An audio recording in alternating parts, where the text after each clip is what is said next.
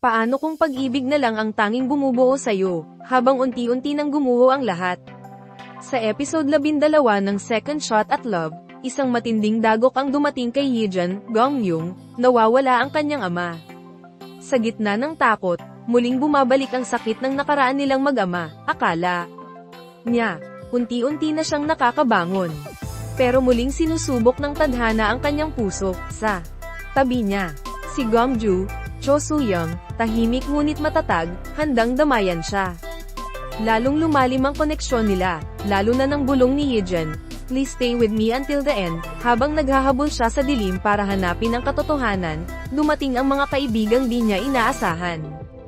Isang tuklas ang babago sa lahat, katotohanan.